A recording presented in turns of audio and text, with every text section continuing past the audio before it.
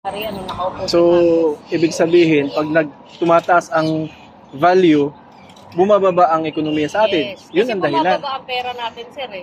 Kaya tumataas ang value ng isang Kaya dirhamo. tumataas ang pera ng ibang bansa kasi bumababa yung pera natin. Ibig sabihin, bagsak ang ekonomiya.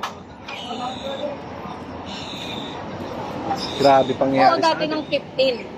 Pero hindi nagsi-16. 14, 13, dyan naglalaro palitan. Ibig sabihin, nung si Duterte nakaupo, kahit pa paano, mataas ang ekonomiya ng Pilipinas. Hindi lumalaga pa sa Ayun, 16. nagsi-16. 10 na, 16 off. So, ibig sabihin, bagsak din. Tapos lahat-lahat, ginawa ng... Si Duterte lang naman talaga nagpalibing, naglakas loob eh. Kasi ang ano niya, kasi daw nadidivide daw ang mga Ilocano sa mga Bisaya. Nadidivide. O, ipalibing na natin 'yan. Maraming naglatag, kaso hindi natutuloy. Oo. Inilatag din naman ni Duterte. Eh, Inilatag ni Duterte, kaso ilan ang pumirma? ayaw nga ng ibang Ayaw talaga. ayaw nila. Ayaw. Siyempre, nag-people power nga naman against Marcos. Ayaw nga. Tapos ipalilibing niya. Pero sino ba ang nakaupo nung Pero time na yun? siya. Sino pumirma? Pinalibing niya, di ba? Ayun ang Marcos. Kahit pirmahan niya, kung hindi naman pipirma yung iba.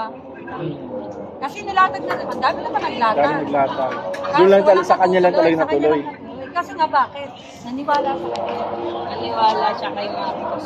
Ngayon, tinitira ko lang siya.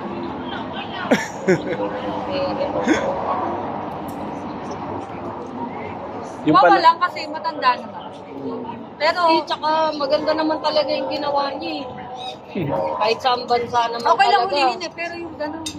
ipalipad mo pa kung saan-saan. Hindi pati. Ng Kahit Bumundo. galit sila kay Duterte, sa totoo lang, kahit sa bansa ka magpunta, yan yung isa sa mga number one na kalaban ng ibang bansa, di ba, sir?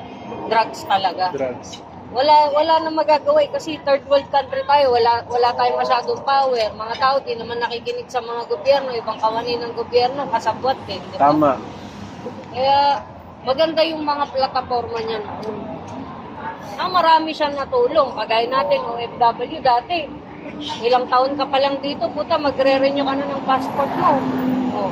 Ngayon, hindi mo kailangang isipin kasi 10 years ang passport. Eh noon, Totoo. 3 years, 5 years. Ano kaya yun? Dali-dali lang. Tapos di mo naman nakikita, pupunta ka ng mga kawanin, kagaya sa DFA, kung saan nagre-renew ng passport, pupunta ka dun. Ang bagal-bagal ng Bagal ng proseso. proseso. Ultimo senior, mag-aantay ng 3 oras, 2 oras. Diba? Eh nung si Duterte nakaupo, mabilis lang halos lahat, Mabilis karamihan. Saglit lang, lalabas passport mo. Wala talagang utang na loob, ano? Daming galit talaga sa nakaupo na administrasyon ngayon. Kasi mahirap kasi nadala na sa Netherlands. Yun nga iniiwasan ni Sarah eh. Na madala doon. Namadala doon. Kaya pinaantay nila, ang tagal ng nag-antay ha, dito ang tagal din. Sa Sa Dubai. Dubai. Kasi nga dapat hindi siya madala doon. Imagine mo, nag-antay pa rin sa airport ng Netherlands. Tagal-tagal, 3 hours. Bago dalhin doon sa mismong Sa may mismong headquarters. facility. Kasi Kagabi, nga, ala... hindi sila magpapangabot. Kasi nga, Hindi lang yun, sir. mahihirapan na. Mga teacher, Alam mo, nag-aalisan sa atin. Diba noon? Mga pulis, nakatapos ang pag-aaral, lahat. Maalis sa OFW, naghahanap na ibang trabaho. Bakit kamo? Kasi napakababa ng sahod sa atin, di ba? Hindi na daw susundin yung 8 Para years. kang, para kang hindi na nagtatrabaho sa 8 Jollibee. years na Tsaka hearing. pulis. Oo. Mamadaliin kasi gusto makulong. 30 years. Grabe, 30 years ba 30 naman? Aabot ba yun si Tatay Digong ng 80 plus 30, di 110? 8 years na hearing. Oo. Pag kompleto ang documents. Pero nagsabi yung isang judge, lalaki, kaya daw madaliin. Para kung halimbawa mapatunayan na wala talaga o may kaso, kulong lang. Hindi, mas maganda talaga, madali na. Kasi kahit anong gawin naman, ganun na rin Ano eh. na rin eh. At least kung mahatulan ka Oo, kung halimbawa, manat 82. guilty siya, di Plus makauwi. 8, di 90 na siya doon. Wala kung araw-arawin doon ng mga... Hindi talaga, sir, kasi makikita mo. Tapos once in a 3 months lang, Kahit ang hearing, mag-check ka nung mga, hindi, mag-check ka doon sa mga nagko-comment. Kagaya ko nagko-comment ako. Makikita mo na hindi naman mga gawa-gawang account lang eh. Oo, mga real account So talaga. kahit maraming galit sa kanya, makikita mo mas marami yung mas sumusuporta. madaming suporta. Kasi kahit maraming may ayaw sa kanya nung una, galit. Siyempre, natural sir, halimbawa, ikaw, asawa mo, magulang mo, o kapatid mo, kahit sinong malapit sa'yo napatay dahil sa drugs, natural Galit ka. magagalit ka, di ba? Pero yung mga, kagaya namin, kami, malilinis kami, pamilya namin, walang nagdadrag sa amin. Okay kami. Pero syempre, kung alam mo may ginagawang illegal yung kamag-anak mo, syempre namatay nga naman. Eh, hindi mo naman alam. Yung iba dun, baka pwedeng gawa lang ng mga pulis. Yung iba naman pwedeng nagpakamatay na talaga Namatay sila. Bakit talaga. ka mo? Syempre may mga hawak na matataas sa tao dyan. Syempre pag nahuli ka, matatakot ka. Alam mo na rin ending mo eh. Either Parang- papatayin ka ng pulis o papatayin ka ng sindikato. Parang Ayun, nakarating na. nakarating na. Nakarating na. Nag-stay sa ospital na Yun naman matagal. pala. Siyempre kasi ang tao nag-aabang, kuya. Hindi mo Alam mo alam. kagabi yung live na Oo. nakasubaybay ako ng alas 12 na. Tapos doon pala paumaga na, di ba? Paumaga na. Hanggang magdamagan talaga sila, oh. Nakantabay sa live. Napuyat ako ka. Grabe. Sa aeroplano. Isang may babae Duterte. nga. Yung gigil na gigil.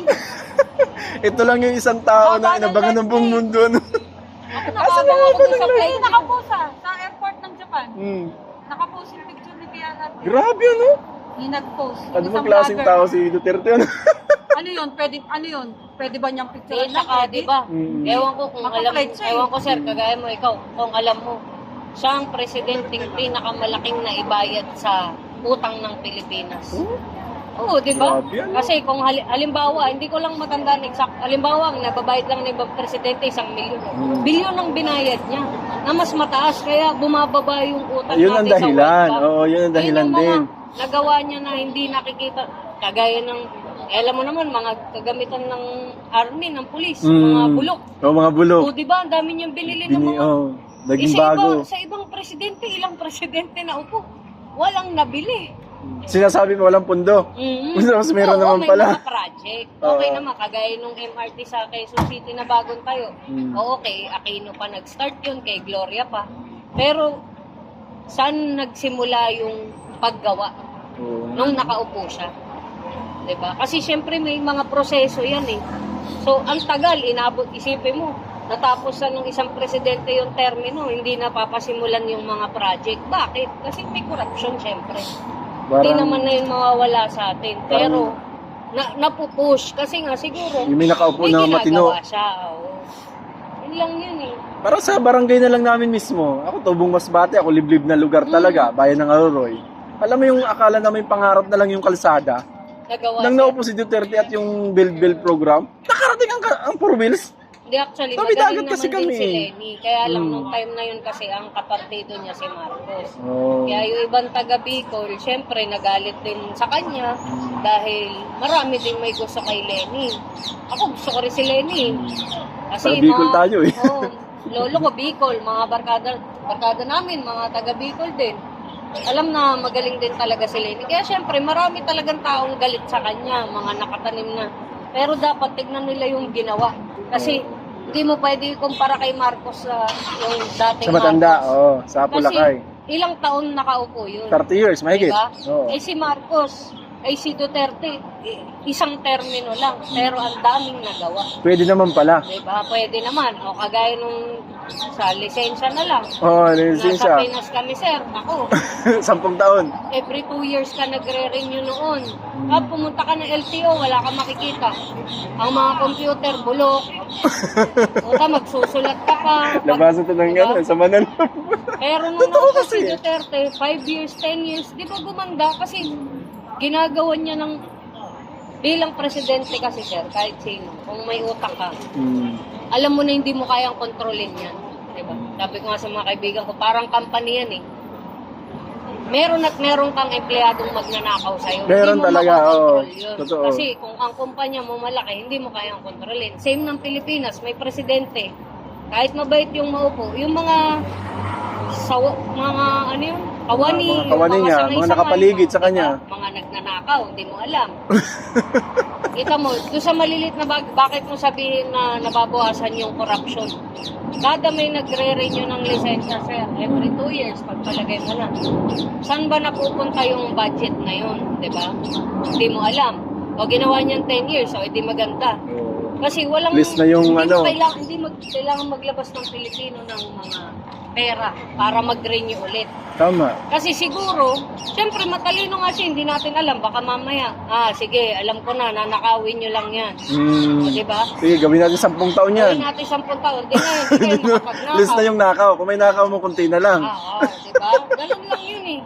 Kasi tao, bayad ng bayad, 2 taon ng 2 taon, register ang sakyan. Wala ka naman nakikita sa LTO, wala naman pagbabago. Yung mga computer nila, nagahang, ultimo internet, nagahang, lahat nagahang.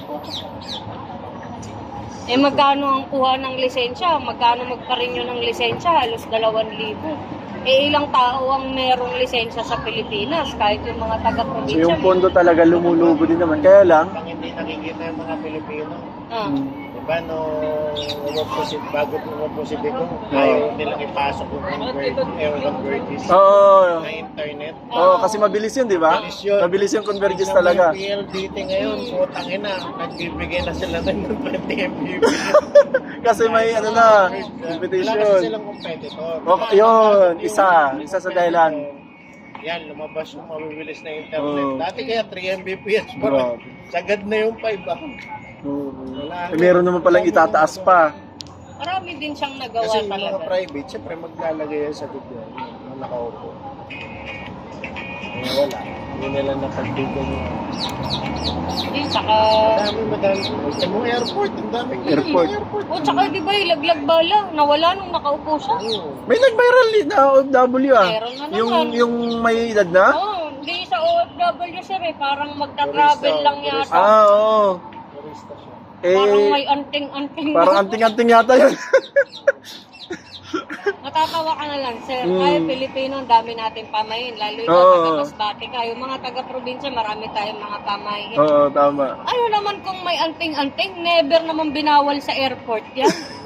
Ang bawal, bala, yes. Oo. Kasi, ano ng baril yun? Mm. Hindi mo masasabi. Baka mamaya, may baril-baril na mga nakakalas. Ang daling Mm. buuin yan eh, kung Tama. marunong ka. O pwede mo isang Pero yung kwintas siguro na bala, ginawang kwintas. Hindi, pero di ba nung nakaupo si Duterte, nawala lahat yun. Para nga siyang style Tulfo na mas mahigpit lang. Kasi si Tulfo, nakikinig siya sa taong bayan. Pag may lumapit sa kanya, o tulong. Si Duterte talagang pinagmumura niya, di ba? Oo. Opo tayo na yung mga immigration. Pag hindi kayo nagtino dyan, lahat kayo sibak sa pwesto. O di ba? Di natakot sila. Natakot. Nabawasan din yung mga naglalagay nun, ha? Kasi tagal ko na dito, sir, eh. Nung time na nandito ako, si Duterte nakapo sa Pilipinas. Oo. Wala ka pala nung time na yun. Wala. Hindi, inabot ko siya. Oo. Mga 2 years na siguro siya na, 2-3 years na siya nakaupo. Tsaka Bago ka napunta rito. So yung the rest ng ano, COVID, takin na maraming namatay na kung walang tulong. Talagang kung di nilockdown yung ano, yung mga ano. Hindi, tsaka yung mga tsuhin ko sa mother side, sir. Mga Ilocano rin. Mga nagsashabu din. Ang babait kaya ng mga tsuhin ko na nakaupo si Duterte. Kasi takot sila mamatay. yan yung nagkagulatan pa sa barangay. Dito ka rin? Oo, Surrender ka rin? pangalan, Hindi mo alam na siya rin pala gumagamit Hindi dahil sila sa takot ng ano, pinapatawag. dahil sa takot, nagpusa ang nag-surrender. Imagine mo gaano ano yung kapangyarihan na yun. Hindi nila kaya yung gawin yun. Saka Kumusa. may punto naman siya, sir. Hindi naman niya sinabi, di ba? Hindi niya sinasabi sa pulis na patayin nyo. Ang sabi niya sa mga adik, tsaka sa mga nagbebenta, magbago kayo. Kasi pag lumaban kayo, ang sabi ko sa mga pulis ko at militar ko, barilin. Eh, tama Laban naman eh. talaga. Pulis ka. O ikaw ba, sir, tututukan kita ng baril, ngingitian mo lang ako. Hindi pwede. O, syempre Paunahan na yun. Di ba? Yun lang yun eh. Pero kung nag-surrender, hindi naman para hindi, barilin. ano yun eh, Kalukuhan nasa yun. Surrender nun, di naman namatay. Oo. Kaya nga, may wala mga naman. Nagsibalikan na nga eh. Meron pa nga na-rehab. May libreng rehab pa na. Libre. Kung gusto mo magpa-rehab, libre. Marami siyang tinulong sa mga tao. Tsaka ilang taon silang nakaupo. Makikita mo naman ang Davao. Totoo. Hindi pwedeng kung san-san ka mag-vape. Hindi ka pwedeng kung san-san manigarilyo. Ultim mo yan. May mga Diba? smoking area na. Malinis ah. Kahit yung mismong dating ano, yung Manila, makita mo dati sobrang linis ah. Bumalik na ulit. Diba? Pinaano niya yun eh. Diba Pinahukay niya yun, pinalinis niya Si yun. Yorme kanina, napanood ko yung balita, nagagalit na, sobrang dumi na raw ng Maynila. Kasi nga yung kagaya si Marcos, wala man siya pakialam eh. Gusto lang niya maupo. O ano pa ginawa? Puta, binenta pa yung gold reserve natin. Diba? Pinira na. Hindi, di ba sir, yung Bangko Sentral, lahat ng bangko sa buong mundo may kanya-kanyang gold reserve na tinatawag. Parang asset Ng isang bansa. isang bansa yun. Anong ginawa ni Marcos, di ba? Binenta. Grabe. O, di bumaba na naman ng pera ng Pilipino, naghihirap na naman, bagsak na naman ng ekonomiya. Bakit? Kasi isa yun sa mga ano mo eh, kumbaga sa taong normal, ipon mo yun eh. Diba? Tsaka ba't mo ibebenta? Saan mo dadalhin ng pera? Asset. Diba? Assets mo yun eh. Kumbaga sa mga normal na tao, pag may lupa, Oo. yung mga nag-a-appreciate ba? Na hindi mo pwedeng benta. Hindi, siguro ibebenta yung emergency. Wala namang emergency ang Pilipinas. Kung sasabihin lang na utang, ang tagal nang may utang ng Pilipinas sa World Bank. Bakit ibebenta mo? Eh si Duterte nga, laki nang naibayad sa World Bank, wala namang binenta. Diba? So, sa ngayon, parang gusto ko mag-live streaming mamaya. Yung malayang saloobin lang ng isang simpleng mamamayan sa pagkakaresto sa sa Dapat Duterte. talaga ibalik nila yan sa... Saka yung ngayon kasi, sabi ko nga dito kay Draghi, hindi naman yung kamukha ng dati. Hindi yung papatayin. Hindi yung papatayin. Unang-una, ang dami nakatuto. No. Tapos, pangalawa, Di na maawat yung social media eh. Di talaga maawat. papatayin. Hindi, tsaka hindi na rin nila kaya. Bakit kamo? Siyempre, yung mga anak niya, vice presidente, may mga say din, mga abogado pa. Kongresista mga yung pulong. nakapagtapos lahat. Congressman yung pulong. Diba? Kaya, Sino bang kalaban ni Sara? next ewan ko. Ano ba tinatakbo ni Sara? Presidente. Kaya yan ginaganyan ni Marcos. Walang niya talaga yung pamilya na yan. Grabe. Eh, nung panahon nga ni Marcos, puta, naglalakad ka lang. Pag dinampot ka, papatayin ka. Wala kang kalaban-laban. Ang sama. Diba? Di naman nila kayang labanan. Eh, si Duterte, adik lang naman ng Adik lang naman ang kanilang hinahunting. adik lang naman ang hinanting niya. Tama naman din. Magandang adhikain din. Kasi kahit saan, kahit nga dito, sir, diba? Sa Dubai, pag nahulihan ka nga lang ng kalit-litang shabu dito, di ka na makakalabas sa kulungan eh.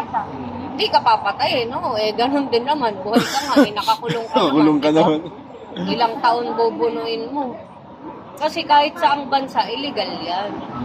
Kaya lang, syempre, mga tao, di mo rin naman masisisi na adik sila. Pero, meron ka namang choice. Ano sabi ni Marvel? Hindi naman adik yung mga pulis na gumagamit. Kailangan daw nila yun para maging stay alert sa gabi. Gago talaga. Hindi daw adik yung pulis na gumagamit ng droga. Kailangan daw nila lalo ng mga nag-extra duty. Kailangan daw yun. Hindi rin naman, sir. Pambihira. Ako sa Pilipinas, call center ako. Araw-araw, puyat ako. Hindi naman ako nagda-drugs. Hindi naman Diba? kailangan ng droga Hindi mo para kailangan. maging gising. Dati, 20 hours ako nagjo-duty. Tulog ang kailangan ko. Tulog. Hindi mo kailangan nun. Hindi totoo yun. Yun, dahilan na lang ng mga taong may bisyo. May bisyo talaga. Diba? Pero syempre, hindi mo rin masisisi yung mga pamilya na nawalan dahil mahal mo yun sa buhay. Kahit naman sino, masaktan. Suntokin nga lang, pitikin lang ng ibang tao eh, di ba? Magagalit ka, mapatay pa kaya. Kaya lang, syempre, ano nila sa tama dahil bago magkaroon ng ganun, nag-warning siya ilang beses. Tumulong siya, di ba? O lahat ng susuko, o tutulong, di ba? Facility. Matitigas ang ulo nila eh. Saka wala namang susunod eh kung hindi si Duterte na upo. Lobo talaga. Kaliwa kanan, parang tiyanggi lang ang droga. Oo. Yung doon, hindi ko na kailangan banggitin sa aking mga malapit doon sa bahay. Nagsibalikan na ulit. Diba? Kaya, Hindi ako Philippine National Police, pero nasa LGU ako. May hagad ako, may motor ako, may gamit ako, may baril din ako. So, nagkukonvoy kami sa mga politiko. Ang amo ko, isang gobernador. Hindi pong pagpagagarahe ka sa nung si Duterte nakaupo. Ay, may pulis, takbuhan sila. Pero nang nawalan Duterte, wala na. As in, wala ng power. Hindi sa walang power, hindi na kinikilala. Eh, Wala hindi na sila yan. takot. Kasi okay lang. Wala yan. Kukulong, 1 linggo, makakalabas. Diba? Kahit nga mga snatcher nun, tsaka hold upper. Oo, hindi siya totaling nawala. Pero nabawasan. Laki Kasi- nung nabawas. Takot Yung sila. tipong yung Oh, addict 100 nagtatago. siguro, mga 10%. Eh, tsaka sasabihin nila, sir, na hindi daw totoong nabawasan. Kalokohan yan. Ramdam mo sa barangay Oo. nyo. Kami na lang taga-Pasig ako, boundary, Marikina. Parang paglabas sa isang kanto, sir, Marikina, tapos Pasig, ang daming addict doon. Ang babait nila. Oh, di ba? Ramdam mo nga Ayaw, bilang marinig ka, bilang kaya, mamaya. Tara, shabu tayo. Sasabihin ng isa, ay, ayoko, ikaw na lang. Ayaw. Ayoko pa mamatay. Oh, ayan, ha? Mga kabayan. Oh, may kakwentuhan ako dito. Hindi ko na pinakita yung mga mukha at ano sila. Shy type daw sila. Pero syempre, tinig ng masa, tinig ng Pilipino, totoo lang ang sinasabi.